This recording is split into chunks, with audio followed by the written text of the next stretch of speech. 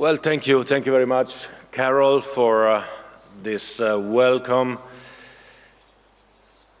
It's great to be here. It is really fantastic, a great setting.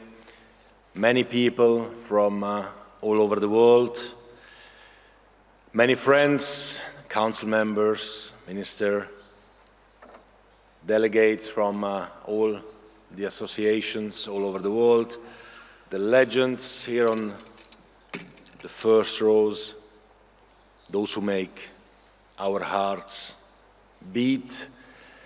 And this incredible trophy, I can touch it because I'm the president. This incredible trophy here, which a new team will win in a few days' time. Here it is, ready for grab. And all of this is a true inspiration for millions and millions, hundreds of millions of girls and also boys all over the world. So today you have in front of you a very happy FIFA president. I said at the very beginning of this Women's World Cup at the press conference that I would not make any polemics anymore until the 21st of August. I will stick to that.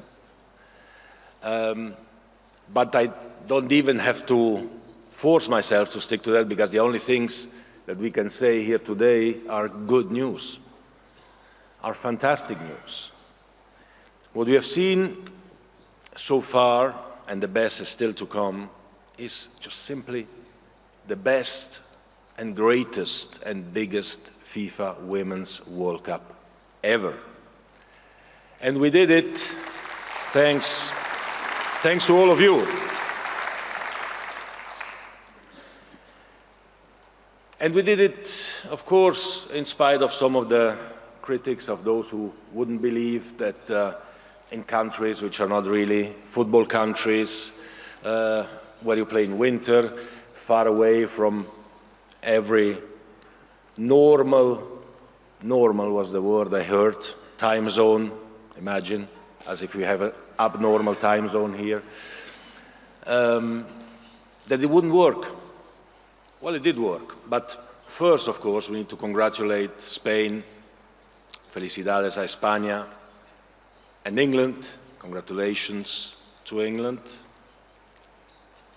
for reaching the final. New winner.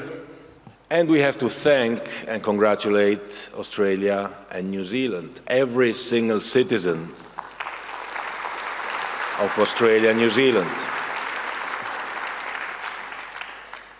Because without all of them, this World Cup would not have been so magic. They brought the magic to it. The volunteers, the people in the hotels, in the stadiums, in the streets, in the shops, everywhere. Everywhere, the participation was incredible, and that's why I think it is absolutely perfect that we decided to organize this second convention here for women's football. The first one was organized in Paris at the eve of the Women's World Cup in 2019. And this is the second one. For those who were there in 2019, they might remember that in my speech I said that now it's time to act, it's time to do things and not to speak about things. Of course, in order to do things, you have to speak, and sometimes to be quite vocal and quite loud. I have tried to do that in the last months and years in particular, and also weeks, in order to shake up a little bit the public opinion, and we have seen we've done so successfully. So what did we do in the last few years for women and for women's football? We did, of course, quite a lot. We established a strategy. You will hear it in the next 2 days. I don't want to start saying something that you will hear afterwards many times. We invested $1 billion in developing the game, all over the world, the women's game specifically targeted for that. And in spite of COVID, which hit all of us, well, women's football remained alive all over the world, even in the most difficult conditions sometimes. We decided to increase the number of participating teams to the World Cup from 24 in France to 32 now. And I remember when we decided to do that, of course, the usual critics, which are less and less, by the way, but there are still a few.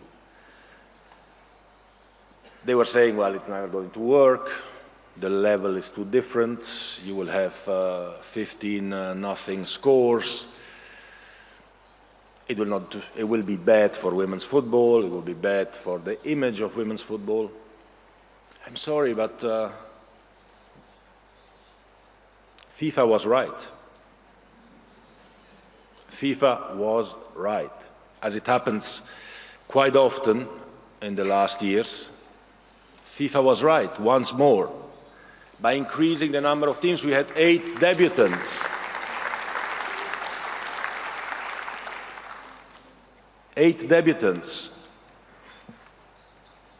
We had many countries around the world who thought suddenly that they have a chance to participate.